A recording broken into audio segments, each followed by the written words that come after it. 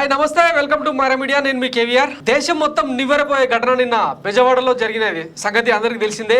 CM YS Jaganmohan Reddy మేమంతా సిద్ధం సభతో bus యాత్ర చేస్తుండగా సింగ్ నగర్ నడిబొడ్డున అంటే విజయవాడ నడిబొడ్డున అంబేద్కర్ విగ్రహం సాక్షిగా నిన్న క్యాట్ బాల్తో దుండగులు దాడి చేసిన సంగతి అందరికీ తెలిసిందే. ఆయన అంటే వాస్తవానికి అంటే అవుట్ ఆఫ్ డేంజర్, ప్రాణాపాయ స్థితి నుంచి బయటపడ్డట్టు కనిపించింది. ఒకవేళ అదే రాయి కనుక ఈ ఏరియాలో కాకుండా కన్నతకు తగిలింటే చాలా సీరియస్గా ఉండేది. పోనీ కొంచెం కిందకి తగిలిన కన్ను కూడా పోయే అవకాశం ఉండేది అని చెప్పి డాక్టర్లు కూడా ఆశ్చర్యం వ్యక్తం చేశారు. అయితే ఆయన తర్వాత జీజీహెచ్ హాస్పిటల్, విజయవాడ గవర్నమెంట్ హాస్పిటల్లో ట్రీట్మెంట్ తీసుకున్నారు. డాక్టర్లు కూడా చెప్పారనమాట 2 కుట్లు వేయాల్సి వచ్చింది, కొంచెం బెడ్ రెస్ట్ కూడా అవసరం అని చెప్పి. దాంతో ఈరోజు జరగాల్సిన మేమంతా సిద్ధం సభ కొంచెం పోస్ట్ పోన్ అయినట్టుంది. సరే, ఈ వ్యవహారం అంతా రాష్ట్ర ప్రజలకు తెలిసిందే. ఈ నేపథ్యంలో పీఎం నరేంద్ర మోడీతో సహా మమతా బెనర్జీ, తమిళనాడు ముఖ్యమంత్రి ఎంకే స్టాలిన్తో సహా చాలామంది రాజకీయ ప్రముఖులు YS Jaganmohan Reddy speedy recovery కావాలని చెప్పి ట్వీట్లు పెట్టడం జరిగింది. అయితే ఈ కుట్ర వెనుక, ఈ షూటింగ్ వెనుక అంటే రాళ్ల దాడి వెనుక కారణం ఎవరన్నది పోలీసులు ఆరాధించే ప్రయత్నం చేస్తున్నారు. ఈలోపే కొన్ని అనుమానాస్పద క్యారెక్టర్లు వెలుగు చూస్తున్నాయి. వాళ్ళు మరెవరో కాదు, గీతాంజలి హత్య కేసులో ప్రధాన నిందితులైన అజయ్ సజ్జా అండ్ అజయ్ అమృత్ అనే ఇద్దరి మీద పోలీసులు అనుమానం వ్యక్తం చేస్తున్నారు. ఇది మైరా మీడియా ఎక్స్క్లూజివ్ స్టోరీ. గతంలో తెనాలి మధ్యతరగతి మహిళ గీతాంజలి మరణానికి ఈ లఫ్డ్ గాల్లే కారణం అని చెప్పి అప్పట్లో అనుమానాలు వచ్చినాయి. ఆ తర్వాత కూడా వీళ్ళ మీద ఫోకస్ పెరిగింది. అయితే ఈ ఇద్దరు గత వారం రోజులుగా విజయవాడలోనే తచ్చాడుతున్నట్టు తెలిసింది. వీళ్ళ ద్వారానే ఈ దాడి జరిగినట్టు పోలీసులు అనుమానిస్తున్నారు. సో వీళ్ళ కాల్ డేటాతో సహా వీళ్ళ కదలికలన్నింటిని కూడా అబ్జర్వ్ చేస్తున్నారు. ఒకసారి ఆ దాడి జరిగిన ప్రాంతాన్ని కనుక మనం గమనిస్తే ఇది ఆ ఏరియా. అంటే నిన్న సీఎం జగన్మోహన్ రెడ్డి ఈ ఏరియా గుండానే పోతుండగా దాడి చేశారనమాట. ఇది ఆ ప్రాంతం. ఇది వివేక స్కూలు.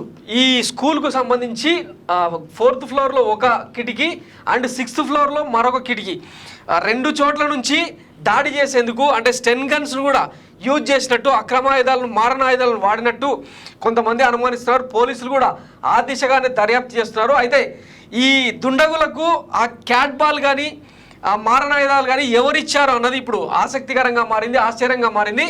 సో అక్కడ ప్రధాన సాక్షులు కూడా ఈ విషయం చెప్తా ఉన్నారనమాట. బెంచ్ మీద నుంచి మేము చూస్తున్నామండి, జగన్ గారు వస్తున్నారని వీడియో తీస్తున్నాం. మా మీద వీడియో తీసుకొని నేను బాబులు ఎత్తుకుని ఉన్నాను. ఈలోపు నాకు ఏదో వెళ్ళిన సౌండ్ అయింది. తీరా మేము అబ్జర్వ్ చేసినప్పటికీ ఎవరు పోలీసు వస్తున్నారేమో అనుకున్నాం. తీరా ఆయన జగన్ గారు అబ్బా అని చెప్పి ఒమ్మునేటప్పటికి ఎవరు రాయిసారు అంటున్నారు. వెనక్కి తిరిగి చూసేప్పటికి ఇది అంటున్నారు. కానీ రావడం మటుకు ఆ కార్నర్ నుంచి ఆ ఏరియా నుంచి మటుకు ఈ కార్నర్ నుంచి రాయి మటుకు రాయి కానీ ఏదో ఒకటి. ఎందుకంటే నేను ఇక్కడ బెంచ్ మీద నుంచున్నాను. నేను నా పై నుంచి వెళ్ళింది రాయి. నా పైన నాకు సౌండ్ కూడా తెలిసింది, కానీ నువ్వు వెళ్ళిందేమో అనుకున్నా. కానీ ఆ వెళ్ళిన ఫోర్స్ చూస్తే మటుకు చేతితో ఇచ్చిన వెళ్ళిన మటుకు చేతితో ఇచ్చిన ఫోర్స్ కాదు. అది మొత్తానికి దేంతో దాంట్లో కొట్టినప్పుడు అయింది. లేకపోతే అంత ఫోర్స్ వెళ్ళదు. ముందు అంటే జగన్ గారు వచ్చే ముందుగా ఇక్కడ ఈ ప్రాంతంలో ఎవరైనా అనుమానాస్పదంగా ఉన్నారా? కరెంట్ పోయింది సార్, అంత అబ్జర్వ్ చేయలేదు. మొత్తం అప్పుడైతే 4-5 ఉన్నారు. జగన్ గారు వచ్చినప్పుడు వారితో పాటు చాలా మంది వస్తున్నారు. ఈ ఆడవిడిలో ఇది జరిగిందన్నమాట. కరెంట్ ఎప్పుడు పోయింది ఈ ప్రాంతంలో? అంటే ఒకసారి పోయింది వచ్చింది. జగన్ గారు వచ్చే ముందు ఒకసారి వచ్చింది, మళ్ళీ ఏమంటే ఈ ఏరియాకి వచ్చే ముందు పోయింది. వచ్చినప్పుడు మటు కరెంట్ లేదు. సో ప్రత్యక్ష సాక్షులు చెప్తున్న కథనం ప్రకారం జగన్మోహన్ రెడ్డి ఆ ఏరియా గుండా, సింగ్ నగర్ కాలనీ గుండా వస్తుండగానే పలుమార్లు కరెంటు పోయింది. అయితే దీనికి టీడీపీ సోషల్ మీడియా రకరకాల సూత్రీకరణలు చేస్తూ ఉందన్నమాట. అంటే బస్సు హైట్లో ఉంటుంది కదా, ఆ క్రమంలో వైర్లు తగులుతాయేమో అని చెప్పి ముందే వైసీపీ వాళ్ళే కరెంటు బంద్ చేశారని చెప్పి ఒక సరికొత్త వాదనను తెర మీద తీసుకొచ్చారు. ఇదంతా పచ్చ మాఫియా గురించి తెలిసిందే కదా. గతంలో వైజాగ్ ఎయిర్పోర్ట్లో సీను అనే నిందితుడు జగన్మోహన్ రెడ్డి మీద కత్తితో దాడి చేస్తే దాన్ని కోడి కత్తి డ్రామాగా ఎట్లయితే ముద్రేశారో, ఇప్పుడు గులకరాయి దాడి అని చెప్పి కోడి కత్తి డ్రామా 2 అని చెప్పి ఈ మంద మొత్తం సోషల్ మీడియాలో పోస్టులు పెడతా వస్తుందన్నమాట. దీనికి అంతటికీ కారణం ఏంటంటే అధినేత ఇప్పుడు ఆవు చేలో వేస్తే దూడ గట్టున వేయదన్నట్టు సాక్షాత్తు టీడీపీ అధినేతనే బెదిరించేలాగా, భయపెట్టేలాగా మాట్లాడుతూ ఉంటే ఇక మిగతా కార్యకర్తలు ఊరుకుంటారా? ఇప్పుడు వేళ్ళన్నీ అంటే చంద్రబాబు నాయుడు చేయించారని కాదు, కానీ వేళ్ళన్నీ చంద్రబాబు వల్లనే ఇది జరిగిందని చెప్పి అనుమానాలు వ్యక్తమవుతున్నాయి. రాష్ట్ర రాజధాని అమరావతి. నేను ఈరోజు అమరావతికి వచ్చాను, రాష్ట్ర రాజధానికి వచ్చాను.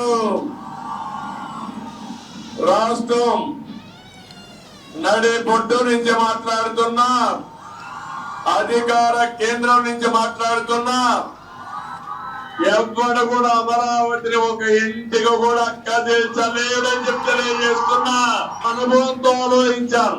ఇక్కడ గాని రాజధాని కడితే విజయవాడ, గుంటూరు ఈ 2 సిటీల మధ్యలో ఉండే గ్రామాలన్నీ కలిసిపోతే ఒక ఆదర్శమైన రాజధాని, ప్రపంచంలోనే గుర్తింపు వచ్చేదిగా, తెలుగువాడు కారం లేపుకొని తిరిగేదిగా చేయాలనేది నా సంకల్పం. 40 ఏళ్ళు ఎవరు రాలా, వచ్చాడు బచ్చా, చూపిస్తా, వదిలిపెట్టను. ఏంటో ఆయన ప్లేస్ చరిత్రలో చూపించే బాధ్యత నాది. సో ఇట్లా బెదిరించిన విత్ ఇన్ డేస్ లోపల అంటే ఒక 4-5 రోజుల ముందే తాడికొండ ప్రాంతంలో, రాజధాని ప్రాంతంలో చంద్రబాబు పర్యటిస్తూ ఇట్లా బెదిరింపులకు దిగిన తర్వాత వైఎస్ జగన్మోహన్ రెడ్డి మీద దాడి జరగడం దేనికి సంకేతం అన్నది ఇప్పుడు చాలామంది అడుగుతున్న ప్రశ్న. దీంతోపాటు కేశినేని నాని లాంటి వాళ్ళు సైతం నారా లోకేష్ గత కొంతకాలంగా 600 మంది రౌడీలను, రౌడీ షీటర్లను రిక్రూట్ చేసుకున్నాడు. అలాగే సోషల్ మీడియాలో పెద్ద ఎత్తున ఒక మూకను తయారు చేసుకున్నాడు, అందుకే ఈ దాడి అని విజయవాడ ఎంపీ పేర్ని నాని అనుమానం వ్యక్తం చేశారు.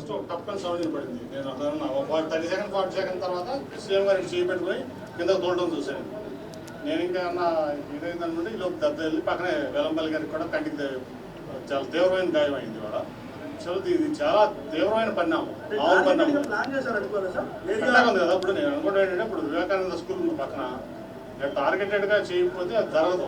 అది కంపల్సరీ ఏదో కుట్ర ఉంది దీంట్లో. లోకేష్ 600 మందిని హైర్ చేసుకుని ఒక 4 నుంచి ఇదే పనిలో ఉన్నాడు, సోషల్ మీడియాలోనే బతుకుతున్నాడు. కాబట్టి అతను సోషల్ మీడియాలో ఇటువంటి పనులు చేపిస్తాడు, ఎవరి మీద చేపిస్తాను అలవాటు పడిపోయాడు. సో ఇటువంటి దుష్ప్రచారాలు ఇటువంటివన్నీ చేయడం అతను అలవాటైపోయింది లోకేష్ అనే వ్యక్తికి. ఇది ఖచ్చితంగా కూడా ఇమీడియట్గా చాలా తీవ్రంగా పరిణమించి మేము ఇక్కడే కదా ఢిల్లీలో కూడా ఎలక్షన్ కమిషన్ మేము దాన్ని రిప్రజెంట్ చేస్తాం, ఆయన ప్రజాదరణ చేయం. సో ఇదే అనమాట, అన్ని అనుమానాలన్నీ కూడా వాళ్ళ వైపే చూస్తున్నాయి. ఈ నేపథ్యంలో ఈ అజయ్ సజ్జగాడు, అజయ్ అమృత్ లాంటి ఇదిగో ఇక్కడ చూడండి, నారా లోకేష్ రెచ్చగొడితే రెచ్చిపోయి, ఉస్కో అంటే డిస్కో ఆడే క్యారెక్టర్స్ వీళ్ళంతా. కసి కోపంతో వాళ్ళు తిరుగుబాటు చేస్తారు.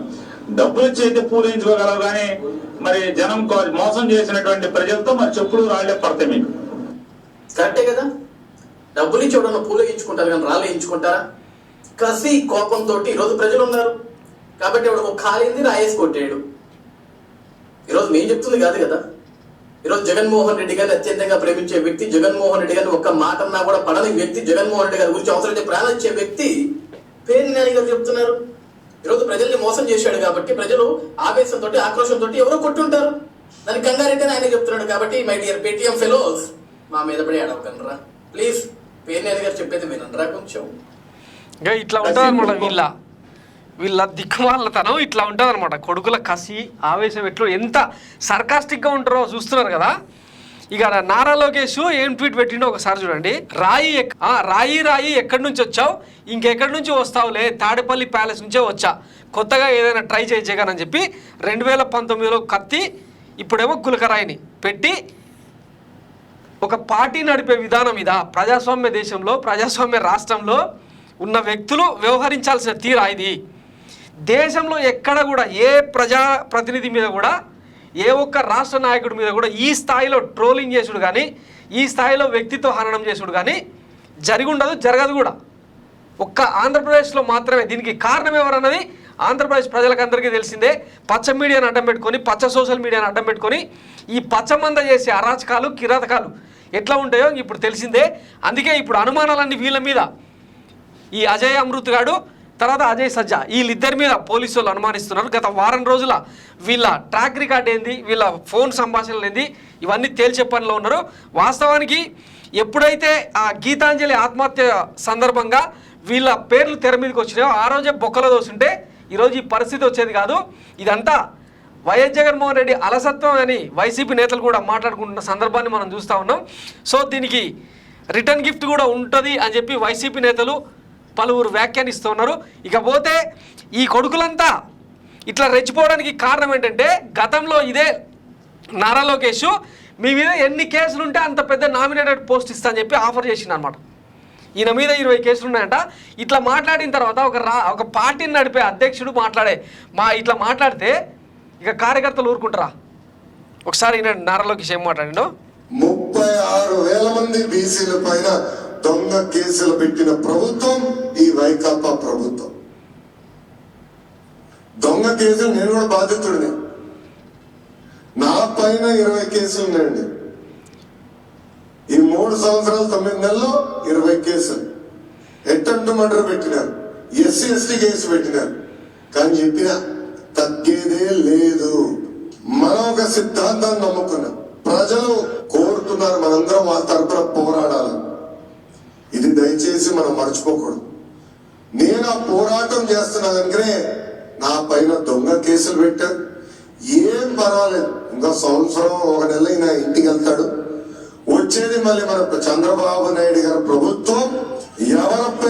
ఎవరి పైన అయితే దొంగ కేసులు పెట్టారో తూచా తప్పకుండా ఆ కేసులు ఎత్తేస్తాం. అంతేకాకుండా ఏ అధికారులు అయితే దొంగ కేసులు పెట్టారో జ్యుడిషియల్ ఎంక్వైరీ చేసి వాళ్ళని సర్వీస్ నుంచి డిస్మిస్ చేసి జైలు పంపించే బాధ్యత ఈ లోకేష్ తీసుకుంటాడు. సమాజంలో భయం అని ఉండాలా, భక్తి అని ఉండాలా. ఈ రోజు ఏమవుతుందంటే ఈ ప్రభుత్వ వ్యతిరేకంగా ఎవరు పోరాడినా, ఈ ప్రభుత్వం వ్యతిరేకంగా ఎవరైనా ఒక పోస్ట్ పెట్టినా ఈయన సొల్లు పురాణం మనం వినలేం. కానీ సమాజం అంటే గౌరవం ఉండాలి, భక్తి అని ఉండాలి, భయం అని ఉండాలి అంటుడు కదా.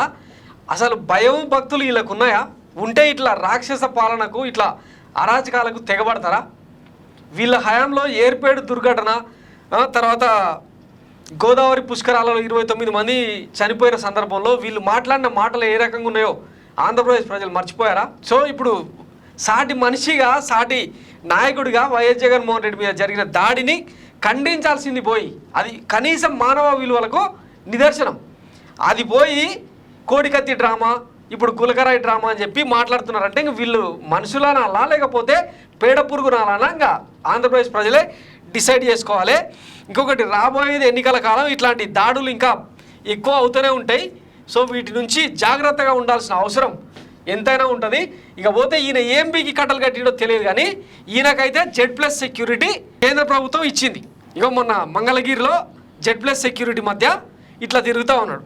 ఇక ఎన్నికల షెడ్యూల్ రిలీజ్ అయిన కొద్ది రోజుల వ్యవధిలోనే సీఎం వైఎస్ జగన్మోహన్ రెడ్డికి ప్రాణాపాయం ఉంది, ఆయనకు థ్రెట్ ఉంది అని చెప్పి సెంట్రల్ ఇంటెలిజెన్స్ బలగాలే చెప్పిన సందర్భంలో మరి ఆయనకు Z+ సెక్యూరిటీ ఎందుకు ఇప్పటిదాకా మొబిలైజ్ చేయలేదు? దీనికి సంబంధించి వైసీపీ నేతలు ఎందుకు రిక్వెస్ట్ చేయలేదు? సో ఇవన్నీ తేలాల్సిన అవసరం ఉంది. దీనికి సంబంధించి ఇంకా ఫర్దర్ అప్డేట్స్ ఏమైనా ఉంటే మళ్ళీ మాట్లాడుకుందాం. సో మొత్తం మీద ఈ కుట్రకోణం వెనుక ఈ అజయ్ సజ్జా అండ్ అజయ్ అమృత్ పేర్లు అయితే ప్రముఖంగా వినిపిస్తున్నాయి. వీళ్ళ పాత్ర, ప్రమేయం ఏమైనా ఉందా అని పోలీసులు ఆరాధీసే పనిలో ఉన్నారు. ఎందుకంటే వీళ్ళకు కనీసం మానవతా విలువలు ఉండవు. గీతాంజలి హత్య కేసు విషయంలో చూసినాం కదా, ఆ మహిళ చావుకు కారణం ఈ అజయ్ సజ్జానే అని చెప్పి అందరు కూడా అనుకుంటున్న సందర్భంలో కేసు కూడా ఫైల్ అయింది. అయినా కానీ వీడు బయటనే తిరుగుతున్నాడు. ఇప్పుడు మళ్ళీ ఈ జగన్మోహన్ రెడ్డి మీద దాడి. సో ఈ దాడిలో అంటే సీఎం మీద జరిగిన దాడిలో వీళ్ళ ప్రమేయం కనుక ఉందని తేలితే మాత్రం బొక్కలు చూర అవుతాయని చెప్పి మాట్లాడుకుంటున్నారు. చూద్దాం ఏం జరుగుతుంది. Thanks for watching Myra media. నేను మీ కేవీఆర్. Thank you.